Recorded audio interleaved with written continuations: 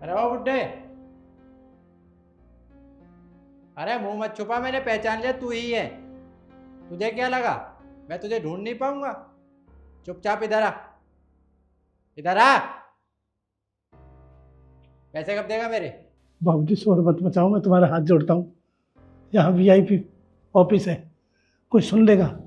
जिस ऑफिस में तू काम करता है उन्हें भी तो पता चलना चाहिए तू कितना बड़ा बेईमान है, कितना बड़ा मक्कार है।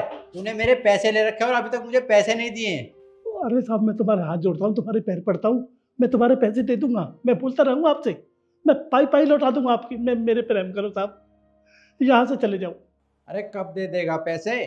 तुझे पैसे दिए हुए ना पूरे 2 साल हो चुके हैं और तूने अभी तक मेरे पूरे पैसे नहीं चुकाए। और हर महीने तूने कहा था कि ब्याज दूंगा, तू तो ब्याज भी नहीं देता। अरे साहब, ऐसे पैसे दिए जाते हैं? हम जहाँ जाते हैं वहीं चले आते हो। अरे महीना तो हो जाने दो, कम से कम कुछ पगार तो मिलन दो, कुछ पेमेंट तो आन दो। 8-10 हज़ार को नौकरी मिलते हैं, उसमें तुम बीच में आ जाते हो। कौन देगा मुझे पैसे? मेरे पास जमाओ, 1 महीना हो जाने दो, मैं दे दूंगा आपको। क्या कह रहा है? चला जाऊं, वो भी बिना पैसे लिए? तेरे पास आया हूं ना तो पैसे लेकर ही जाऊंगा। चल, पैसे नहीं होते तो मेरे ब्याज के पैसे दे। ये कैसा शोर है भाई? और सर, आप यहाँ हमारे ऑफिस में? आप यहाँ किस लिए आए हैं? देखिए मैडम, जो ये बुढ़ा आपके ऑफिस में काम करता है ना, इसने मुझसे पैसे लिए हुए हैं। ना तो ये मेरे टाइम से पैसे देता है ना ब्याज देता है, इसलिए मैं इससे अपने पैसे लेने आया हूँ। और आज मैं अपने पैसे लेकर जाऊंगा, चाहे कुछ भी हो जाए। क्या काका, ये क्या कह रहे हैं? आपने इनसे पैसे लिए हैं? जी मैम साहब, मैंने पैसे लिए। 2 साल पहले 2 लाख रुपए लिए थे। मेरी बेटी बीमार थी, मैं उसी दिन से नौकरी करता हूँ। गांव में नौकरी करता था। अब ये पुलिस वाले महीने में नहीं होने देते। गांव में जहाँ भी नौकरी करता हूँ वहीं चले आते हैं।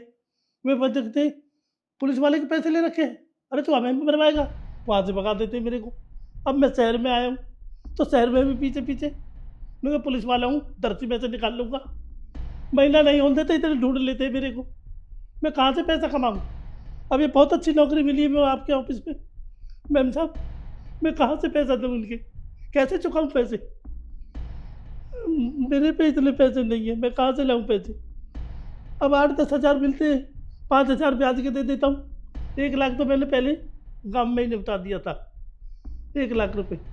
अब फिर इतनी, अब फिर वो ब्याज में ब्याज। मेरी समझ में नहीं आ रहा मैम साहब। अरे महीने के बीच में कहाँ खड़े होते हैं, नौकरी से और निकलवा देते हैं मेरे को। मैं कहाँ से लाऊँ पैसे? मैम साहब, मैं कुछ नहीं कर सकता, आप ही बताओ क्या करूँ मैं? देखा मैम आपने, हम इनको कितना शरीफ समझते थे, लेकिन ये तो बहुत चालाक निकले। अरे इन्होंने पुलिस वाले से उधार ले रखा है। आज ये हमारे ऑफिस में आया, कल को पता नहीं कौन कौन आएगा, पता नहीं किस किस से पैसे लिए होंगे। हमारे ऑफिस की भी कोई रेपुटेशन है। मेरा मानना ये है कि आप इन्हें ना अभी के अभी ऑफिस से निकाल दो। ये हमारे लिए भी अच्छा होगा और इनके लिए भी अच्छा होगा।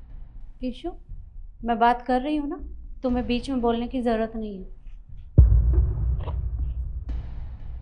देखिए सर, मैं मानती हूँ कि इन्होंने आपसे पैसे लिए हैं, पर मुझे लगता है कि आपको अपने पैसे मांगने के लिए इनके घर जाना चाहिए था। यहाँ इस तरह से ये बवाल मचाकर, ये तो अच्छी बात नहीं है ना। मैडम घर किसके जाऊं, घर तो रहते ही नहीं है। गांव से आया हूं मैं, मेरी मेरठ में ड्यूटी है और ये वहीं के रहने वाले हैं। लेकिन मुझे दिल्ली आना पड़ा अपने पैसों के लिए, क्योंकि ये ना अपना पता बताते हैं ना अपना फ़ोन नंबर देते हैं। ऐसे तो मैं अपने पैसे नहीं छोड़ता। देखिए पुलिस वाला हूँ मानता हूँ, लेकिन मेरा ब्याज का भी काम है, मैं ब्याज पर पैसे देता हूँ। इन्होंने ब्याज पर पैसे लिए थे और कहा था कि 1 साल के अंदर पैसे दे दूंगा। ना मेरे पैसे दिए और ना मेरे को ब्याज देते हैं टाइम पर। अब बताइए क्या करूँ मैं? तो मैम साहब, मेरी गलती नहीं है, मैंने ज़मीन के कागज़ भी दे दिए। मैं पैसे करने के बाद कागज़ ले जाऊंगा, लेकिन नहीं, महीने भी नहीं होते थे, ढूंढ लेते मेरे को। अब गांव से छोड़ कर आया तो शहर में, अब शहर में भी आ गए। अब पता नहीं मेरे को नौकरी नहीं करने देते, मैं कहाँ से पैसे करूँ? देख बुड्ढे, तेरा ना बहुत हो गया है। तूने मेरे पास अपनी ज़मीन गिरवी रखी थी और कहा था कि मैं पैसे ना चुका पाऊँ तो मेरी ज़मीन को अपने पास रख लेना। और 1 साल का टाइम मांगा था तूने, और अब पूरे 2 साल हो चुके हैं। तेरे पास पैसे तो है नहीं। एक काम कर, ये तेरे ज़मीन के पेपर हैं, इन पर साइन कर। पेन देना, पेन दो मैडम। ले, साइन कर इस पेपर पे। अरे साइन कर। 1 मिनट, साइन करने की जरूरत नहीं है आपको। कितने पैसे हैं इनके? मैंने इन्हें पूरे 2 लाख रुपए दिए थे। इन्होंने उनमें से 1 लाख रुपए तो मुझे चुका दिए हैं, बचे 1 लाख, जिनका इन पर ब्याज लगाकर पूरे 1.5 लाख रुपए बनते हैं। इनके पास मेरे 1.5 लाख रुपए अब भी बकाया है, जो इन्हें मुझे देने हैं। अगर ये पैसे नहीं देंगे तो उनका भी ब्याज लगता रहेगा। 1.5 लाख? आप फोन पे, पेटीएम यूज करते हैं? मैडम कैसी बात कर रहे हो? ऐसे टाइम पे कौन फोन पे पेटीएम यूज़ नहीं करता। स्कैनर दिखाइए।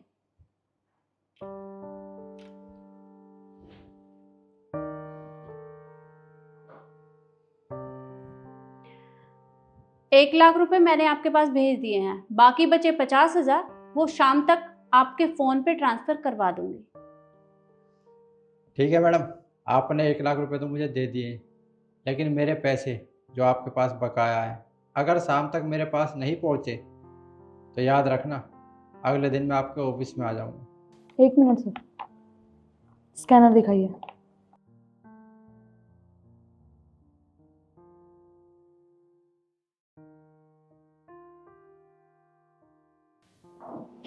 आप मुझे भी दिखाइए स्कैनर। मैंने 25,000 रुपये कर दिए। बाकी के मैंने कर दिए। आपको आपके पैसे मिल चुके हैं, अब आप यहाँ से जाइए और आइंदा के बाद इन्हें इस तरह से परेशान करने की ज़रूरत नहीं है आपको। मैं किसी को परेशान करना चाहता भी नहीं हूँ। और बुड्ढे, आज के बाद ना मेरे से पैसे मांगने आ मत जाइयो। जब पैसे लेता है ना तो टाइम से चुकाना भी सीख ले, समझा? 1 मिनट, शायद आप कुछ भूल रहे हैं। पैसे आपको आपके मिल चुके हैं तो इन पेपर्स का आपके पास कोई काम नहीं है। ये पेपर इन्हें देकर जाइएगा।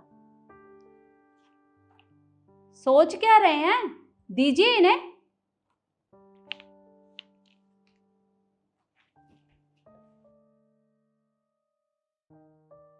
मैम साहब, आप भी भगवान के रूप हो।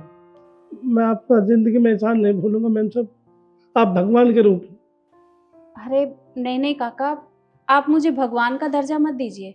अब आप हमारे ऑफिस में काम करते हैं तो आपकी मदद करना हमारी जिम्मेदारी बनती है, तो बस मैंने तो वही सब किया है। मैम साहब, बहुत कोशिश कर रहा था मैं पैसे निपटाने की, तो लेकिन 15-20 दिन में मेरे को ढूंढ लेते थे, वहीं आ खड़े हुए, वहीं से निकलवा देते थे मेरे को। आज आपने मैम साहब मेरे को नौकरी से मत निकालना कभी भी। देखिए काका, मैं आपको नौकरी से नहीं निकालूंगी, पर आप खुद ही बताइए, अगर आप इस तरह से किसी से पैसे लेंगे तो आपको लौटाने तो पड़ेंगे ना, और वो आपसे पैसे मांगने तो आएगा ही, इसमें उनकी गलती नहीं है। लेकिन काका, इस तरह से आप किसी से पैसे मत लिया करो, क्योंकि किसी का कोई भरोसा नहीं है। अरे आपकी जमीन के पेपर उसके पास थे, और अगर वो सारी जमीन अपने नाम कर लेता तो फिर आप कहाँ रहते? आपके सर के ऊपर से छत तक चली जाती, और रहने के लिए एक घर का होना बहुत जरूरी होता है। तो आगे अगर आपको किसी मदद की जरूरत हो तो आप हमें बताइएगा। जी मैम साहब, ठीक है मैम साहब। अब जाइए और अपना काम करिए। Riddhi, Ishu, thank you so much जो तुम लोगों ने भी काका की मदद की। मुझे बहुत अच्छा लगा कि मेरा स्टाफ इतना कोऑपरेटिव है। पर हाँ, ये पैसे मैं तुम लोगों के अकाउंट में ट्रांसफ़र करवा दूंगी, तुम लोग चिंता मत करना। It's okay ma'am. अब अपना अपना काम करो।